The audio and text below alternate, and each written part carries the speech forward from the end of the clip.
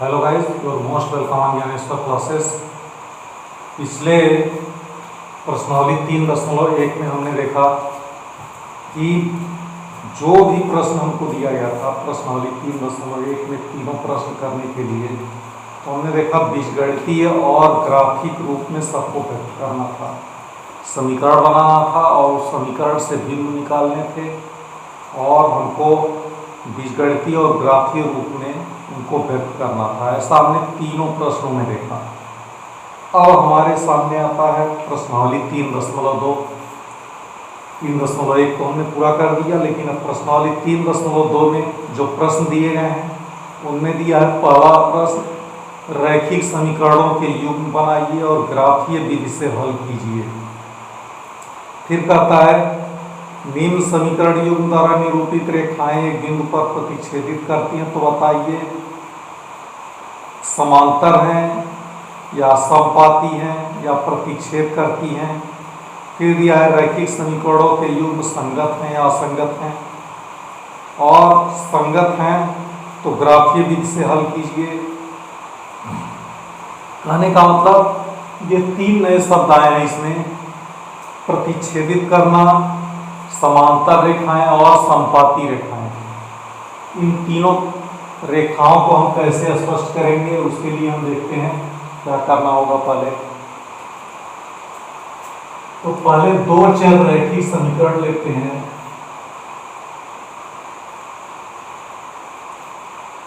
ax plus by plus c equal to 0, ये हमारा एक चर रैखिक समीकरण है। ऐसे ही यदि दो चर रैखिक समीकरण होंगे तो क्या हो जाएगा, a1x plus b1y plus c1 equal to 0। इसी तरह से a2x plus b2y plus c2 equal to 0। तो गाइस इस एक से हमने बनाया दूसरा और तीसरा समीकरण, लेकिन क्या है कि इस दूसरे और तीसरे समीकरण का ही यहां पर हमारा मतलब है। तो दिया हुआ है इसमें, मान लीजिए ये दो समीकरण हैं, तो इसमें क्या होगा, a1 होगा, a2 होगा, फिर b1 होगा, b2 होगा, c1 होगा और c2 होगा। ये इस तरह से हमको मिलेंगे जो कि यहाँ दिखाई दे रहे हैं। देखिए a1 a2 b1 b2 c1 c2। तो गाइस अब बात आती है, दिया है कि तीन रेखाएं दिए गए हैं ग्राफीय निरूपण में। आप देखेंगे इसमें सारणी 3.4 में जो चार्ट दिए गए हैं, ये पेज नंबर 51 में दिया है। तो इसमें कह रहा है ग्राफीय निरूपण, अनुपातों की तुलना और बीजगणितीय निरूपण। ये तीनों इसी ये जो दो समीकरण है इन्हीं तीनों के माध्यम से निकाले गए हैं। तो देखिए यहाँ पे जो दिया है अनुपात की तुलना, उसको हम देखते हैं। अनुपात की तुलना, फिर उसके बाद ग्राफीय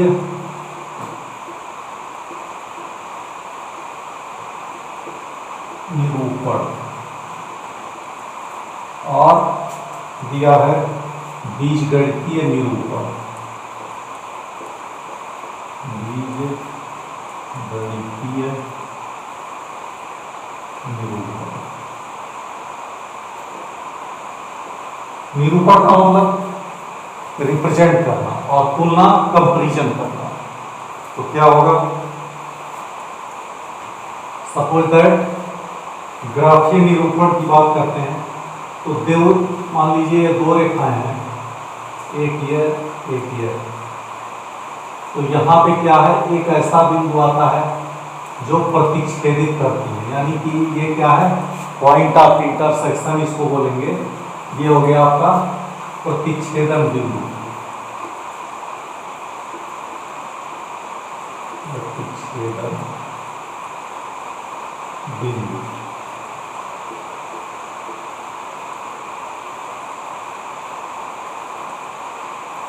ये पहला है, यहाँ भी ऐसा इसका पहला ही रहेगा। प्रतिच्छेदन बिंदु का पहला अनुपात क्या होगा, अगर ग्राफीय निरूपण में प्रतिच्छेदन बिंदु पड़ता है तो उसका अनुपात की तुलना हम कैसे करेंगे, और बीजगणितीय निरूपण उसका क्या होगा ये बताता है। तो देखिए दिया है A1 अपान A2, ये B1 अपान B2, ये दोनों बराबर नहीं होंगे, और क्या होगा, इस तरह से सिर्फ एक हल होगा। ये इसको लिखेंगे क्योंकि एक बिंदु हमारा मिला है प्रतिच्छेदन बिंदु, तो इसलिए होगा ये केवल एक हल।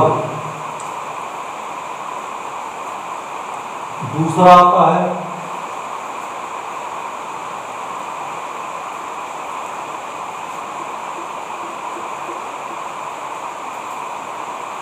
दूसरा कैसे मालूम करेंगे, देखिए ये तो हो गया प्रतिच्छेदन बिंदु, दो रेखाएं हैं एक दूसरे को एक बिंदु पर काटती हैं तो पॉइंट ऑफ इंटरसेक्शन बना, और जब पॉइंट ऑफ इंटरसेक्शन बना तो प्रतिच्छेदन बिंदु हो गया। अब बात आती है समपाती रेखाएं। समपाती रेखाएं का मतलब जैसे एक रेखा खींची गई है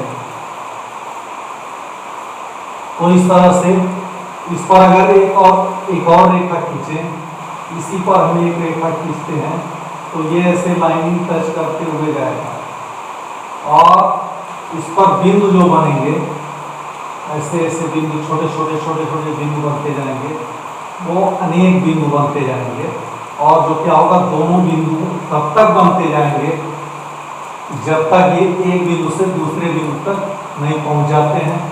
तो इस तरह से अनेकों बिंदु बने, और जहां अनेक बिंदु बनते हैं तो वहां पर क्या होता है, दिया आपका अनेक हल अपरिमित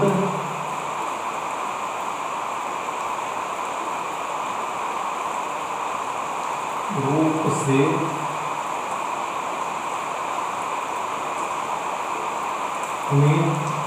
हल। और ये तब कैसे कब संभव होगा, जब ये होगा A1 upon A2 equal to B1 upon B2 equal to C1 upon C2। तो इस तरह से अपरिमित रूप से अनेकों हल होंगे इसके, जब ये तीनों बराबर होंगे। फिर आता है तीसरा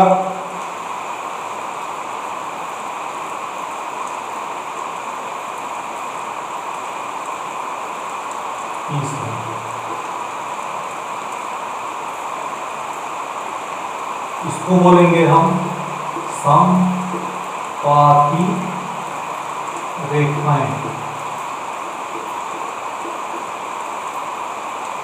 ये हो गया समपाती रेखाएं, लेकिन यही क्या रहेगा, समांतर रेखाएं रहें।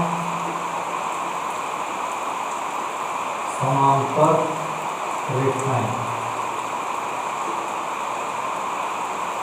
समांतर रेखाओं का मतलब पैरेलल लाइंस, एक है तो उसके बगल में दूसरा, इसे एक रेखा खींचा गया और उसी के बगल में दूसरी रेखा है। तो यहाँ पे क्या है, इसका पॉइंट ऑफ इंटरसेक्शन कहीं भी बनेगा ही नहीं, यानी कि प्रतिच्छेदन बिंदु इसका कहीं नहीं बनेगा, क्योंकि ये दोनों क्या है, किसी भी बिंदु पर मिलती नहीं है, एक दूसरे के समानांतर आगे बढ़ते चली जाती है। तो इस तरह से ये क्या होगा, यहाँ पर हो जाएगा, जब ये किसी भी बिंदु पर नहीं मिल रही है तो कोई हल नहीं इसका होगा।